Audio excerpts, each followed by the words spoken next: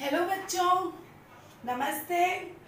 मेरे पास में इस बार बहुत से बच्चों की तरफ से रिक्वेस्ट आई कि मैम ये संदेश लेखन जो सीबीएसई ने इस वर्ष 9th स्टैंडर्ड के पाठ्यक्रम में लगाया है उसका स्वरूप कैसा होगा, मतलब इसके फॉर्मेट कैसा होगा, इसमें लिखना क्या चाहिए संदेश लेखन में। कृपया इस संदेश लेखन के लिए हमारा मार्गदर्शन करें। तो बच्चों मैं बता दूं कि संदेश लेखन कोई नया टॉपिक नहीं है। संदेश लेखन पहले भी लिखे जाते थे, बोले जाते थे, लिख करके चिट्ठी के रूप में दिया जाता था अथवा बोल करके संदेश एक दूसरे को भेजा जाता था। इस प्रकार से संदेश लेखन कोई नया विषय नहीं है, लेकिन आज के जमाने में, आज के समय में जब से ये मोबाइल का युग आया है तब से मैसेज लेखन की वजह से हमारे काम बहुत आसान हो गए हैं। बहुत से मैसेजेस हमारे मोबाइल पर अक्सर आते रहते हैं और जिससे हमारा जीवन बहुत आसानी से चल पड़ा है। ये जो नया संदेश लेखन आया है वो कुछ आधुनिक मैसेज लेखन से ही संबंधित है। तो चलिए आज हम उसी संदेश लेखन के बारे में करते हैं कि संदेश लेखन कैसा होगा, उसका प्रारूप कैसा होगा, उसमें कौन कौन से सावधानियां हम अपनाएं कि अधिक से अधिक हमें अंक मिले। और 80 में का अगर पेपर है, 80 मार्क्स का पेपर है, तो ये 5 नंबर का संदेश लेखन को कैसे 5 में से 5 अंक हमें प्राप्त हो। तो चलिए आज हम अपनी इस क्लास में संदेश लेखन करेंगे। बच्चों आइए चलिए देखते हैं कि मैसेज राइटिंग का फॉर्मेट किस प्रकार का होगा। मैसेज राइटिंग पहले तो मैं बता दूं कि 2 प्रकार के मैसेजेस हो सकते हैं। एक है अनौपचारिक। अनौपचारिक मैसेजेस यानी जो हमारे घरेलू मैसेज है, संदेश है, जो अपने रिश्तेदार हमारे दे सकते हैं हमको, या हमारे घर पे किसी मम्मी की सहेली का या पिताजी के भाई का कोई मैसेज आता है कि आज शाम को मिलने का जो कार्यक्रम है वो कार्यक्रम नहीं हो पाएगा। मान लीजिए वो फोन आप उठाते हैं और आप किसी पेपर पर ये मैसेज अपनी मम्मी या पिताजी के लिए लिखकर रखकर अपने क्लासेस अथवा अपने किसी काम पर चले जाते हैं, तो ये भी एक तरीके का संदेश लेखन कहलाएगा। संदेश लेखन अनौपचारिक अर्थात जो हम घर में रिश्तेदारों को, घरेलू सगे संबंधियों को जन्मदिन, सालगिरह आदि के अवसर पर देते हैं, उसे भी हम संदेश लेखन कह सकते हैं। दूसरा संदेश लेखन औपचारिक, बहुत ही ऑफिशियल होता है। दूसरा संदेश लेखन जो हमारे मोबाइल पर आप देखते होंगे, मैसेज के बॉक्स के अंदर बैंक से, बहुत सारी कंपनियों से वो मैसेज आता है, बहुत सारे नेटवर्क मोबाइल कंपनियों से मैसेज आता है, व्यापार संबंधी मैसेजेस संदेश लेखन होते हैं। और एक तरीके का संदेश हम ये भी सुनते हैं, प्रधानमंत्री के द्वारा दिया गया देश के नाम संदेश। इस प्रकार से संदेश लेखन के अनेक रूप हो सकते हैं। बहुत जरूरी है कि आप प्रश्न को ध्यान से पढ़ें। प्रश्न किस प्रकार का है? प्रश्न में जैसा पूछा जाए वैसा ही संदेश हम लिखें। चलिए संदेश लिखें कैसे। संदेश लिखने के लिए सबसे पहले दिनांक लिखिए, समय लिखिए। आप कौन से समय पे, मान लीजिए इस समय अगर 6 बजे शाम, सायंकाल 6 बजे, दिनांक, समय, संबोधन। अगर आप अपनी माता जी के लिए कोई मैसेज संदेश छोड़ रहे हैं या पिताजी के लिए कोई संदेश लिख करके घर में छोड़ रहे हैं, तो आदरणीय पिताजी या माताजी, संदेश की विषय वस्तु। अब सीधे नीचे आप आ जाएंगे, पत्र के जैसे नहीं जाएंगे, सीधे नीचे आकर के आप संदेश की विषय वस्तु, एग्जाम्पल के तौर पे हम ले लेते हैं कि पिताजी, आदरणीय पिताजी, चाचा जी, आपकी अनुपस्थिति में चाचा जी का फोन आया था कि आज शाम को आप दोनों जन का मिलने का जो कार्यक्रम है वो कार्यक्रम नहीं हो पाएगा। इस तरीके से विषय वस्तु हो सकता है।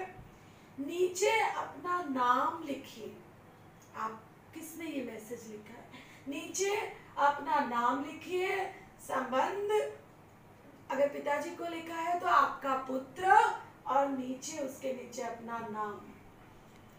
बॉक्स में ये सब पूरा लिखने के बाद में बच्चों पूरे मैसेज को बॉक्स में रख करके भेजिएगा।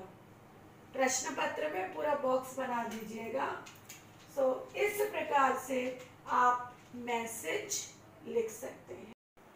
बच्चों आपके लिए एक एग्जाम्पल कि कैसे लिखें, कैसे बॉक्स में रखें, कैसे समय, तारीख, कैसे लिखना है पूरा मैटर, एक छोटा सा एग्जाम्पल मैंने ही आपके लिए तैयार कर दिया है। देखिए दिनांक, सबसे पहले आपके मैसेज के इसमें दिनांक लिख सकते हैं। आज का उदाहरण मैंने लिख दिया है, मान लो 6 मई 2020 लिख सकते हैं, या 6/5/2020। आप किसी भी प्रकार से, चाहे महीने का पूरा नाम लिख करके या सिर्फ नंबर, महीने का नंबर लिख करके, अंक लिख करके, आज की तारीख, अंकों में आप दिनांक लिख सकते हैं। समय दोपहर के 12 बजे या प्रातः काल, या सुबह 10 बजे या सायंकाल। इस प्रकार से आप समय के लिए लिख सकते हैं। दोपहर है कि मध्याह्न है कि सुबह है कि शाम है कि रात्रि के 10 बजे कि 9 बजे, जिस समय पे मैसेज लिखा जाता है ऐसा आप घर के मैसेजेस लिख करके आप छोड़ सकते हैं। हमारी भाषा, हमारी जो हिंदी भाषा है, इसकी संस्कृति के अनुसार हम माता पिताजी अपने बड़ों के लिए आदरणीय लगाते हैं। उस संस्कृति का निर्वाह करते हुए आप लिख सकते हैं आदरणीय पिताजी, पूज्य माताजी, जैसा आप लिख रहे हो, आदरणीय माताजी, पिताजी। आपकी अनुपस्थिति में चाचा जी का फोन आया था कि आज शाम के कार्यक्रम में वे नहीं आ सकेंगे। आप स्वयं उन्हें फोन करके अन्य जानकारी ले लें। आपका पुत्र, अपना नाम लिख सकते हैं, मैंने यहाँ पे बस ऐसे डाल दिया है। इस तरीके से एक फॉर्मेट हो गया। पूरा लिखने के बाद में बॉक्स बना करके जरूर रखें, क्योंकि मोबाइल पे जब ये मैसेजेस हम डालते हैं वहाँ तो ऑटोमेटिक एक बॉक्स दिखता है, डेट वगैरह अपने आप आ जाती है। लेकिन जब हम पेपर पे लिख रहे हैं, खासकर जब हम परीक्षा में लिखेंगे, अपनी नोटबुक में लिखेंगे, तो उसका प्रारूप इस प्रकार से होना चाहिए। एक बार फिर मैं बता देती हूँ, दिनांक, समय, जिसके लिए आप मैसेज लिख रहे हैं उसके लिए संबोधन, फिर पूरी विषय वस्तु, मैसेज का जो संदेश का जो रूप, पूरा स्वरूप है वो कंटेंट, विषय वस्तु आप लिख सकते हैं, उसके नीचे अब नाम इत्यादि लिख सकते हैं। एक प्रश्न, इसी प्रश्न को मैंने यहाँ पे लिखा था, चाचा जी से प्राप्त संदेश को पिताजी के लिए भेजिए। बच्चों एक दूसरा प्रश्न, मैंने जैसे पहले ही बता दिया था कि औपचारिक भी मैसेजेस आते हैं। औपचारिक मैसेजेस बैंक की तरफ से, LIC की तरफ से, बहुत सारी कंपनियों की तरफ से, हम जिस नेटवर्क का मोबाइल में हम अपने उपयोग करते हैं वो कंपनियां भी हमें मैसेज देती हैं और वो मैसेज लेखन भी हमें आना चाहिए।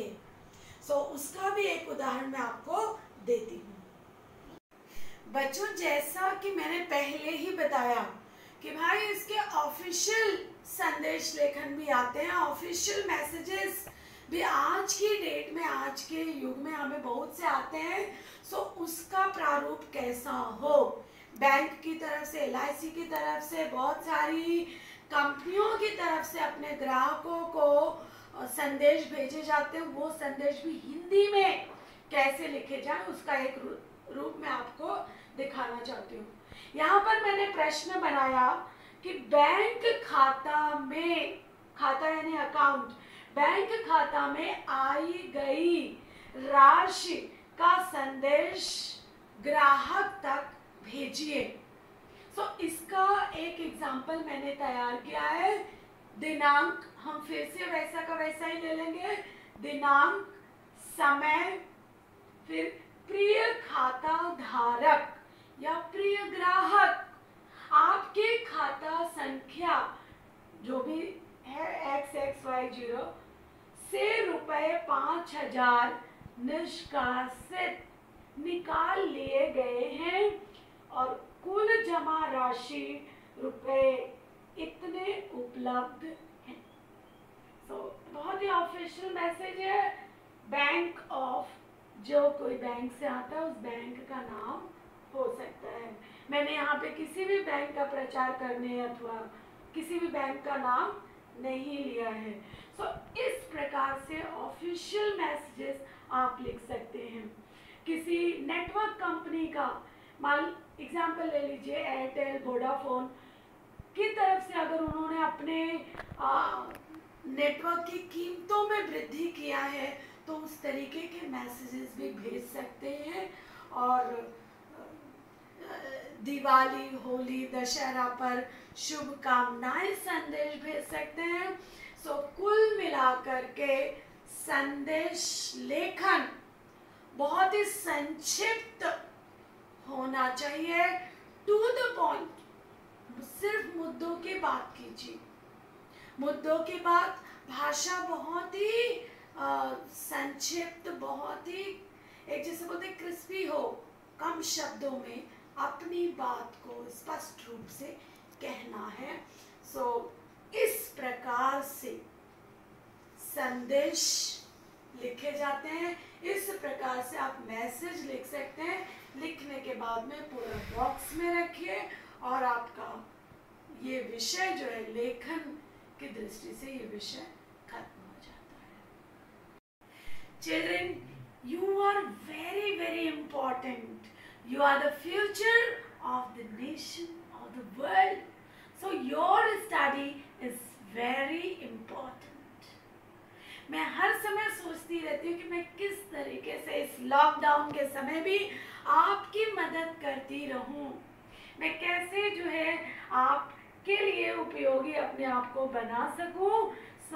आप पढ़ते रहें, आगे बढ़ते रहें और जो कोई भी आपको अगर किसी भी विषय पर डाउट हो तो please please please comment box में ज़रूर लिखें।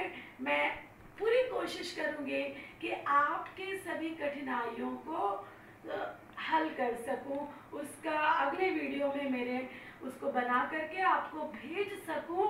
इसलिए प्लीज़ इस क्लास को मेरे इस क्लास को, पूनम मैम की क्लास को लाइक्स करें, शेयर करें, सब्सक्राइब करें और प्लीज़ कमेंट बॉक्स में आपकी कोई भी डाउट हो, कोई भी समस्या हो, पूछो, मैं हल करने के लिए तत्पर हूँ। Thank you very much.